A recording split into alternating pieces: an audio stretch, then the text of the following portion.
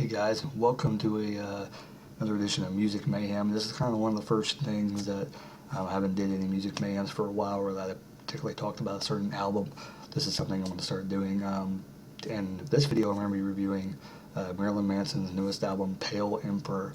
I don't want the video to look like somebody asked me the question. I'm just posing it to myself. What do I think? What do you guys think? I want to know what you guys think as well. The big thing about it that I keep hearing about this album that made me want to run and listen to it on Spotify was that it's one of Manson's best albums in years. I want to shoot that down right now. It is not. It is not the best album he's had in years. And I want to tell you which album was the best Manson album in the past few years. I'll tell you right now, this album definitely was not even. Let's talk about it. I'm not going to review the other CDs right now, but was Pale Emperor better than Born Villain? In my opinion, yes, it was better than Born Villain. Was it better than, was it the greatest, the high and the low, whatever that one, was it better than that? No, it was not better than that. That CD right there, I think the high and the low, or whatever the name of that CD was, that one right there, that is the best current CD by Manson he has put out. Behind that would be Eat Me, Drink Me. And this is where Pale Emperor kind of falls in between Born Villain and Eat Me, Drink Me. That's in my opinion.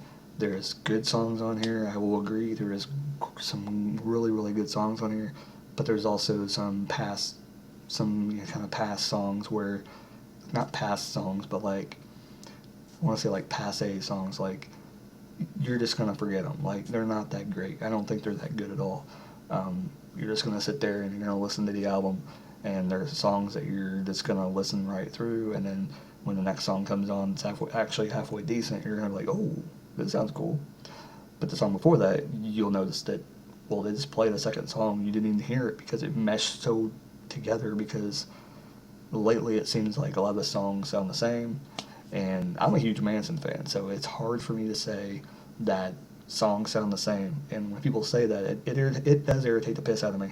But with Marilyn Manson and some of these people out there, when they start to get a following, they think they can just lay back and create some like mumbo of songs. And Pale Emperor had a few of those things on there where he would have a song and then a song afterwards kind of sound a little bit similar. So it was kind of hard to make that transition to like that song and say that it was actually a good song.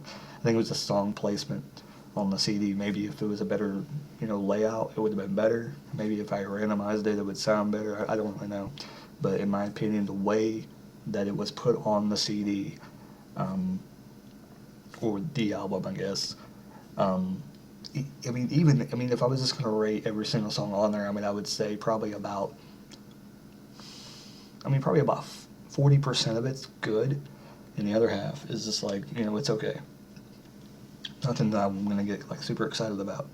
But like I said, if you liked Eat Me, Drink Me, this is like below that. There's probably a few less songs on there that are not as good. Because Eat Me, Drink Me, you could probably say it was probably like a 60%, like a really good CD. There's probably like 2 or 3 songs you didn't like on there. This one only has 10 tracks.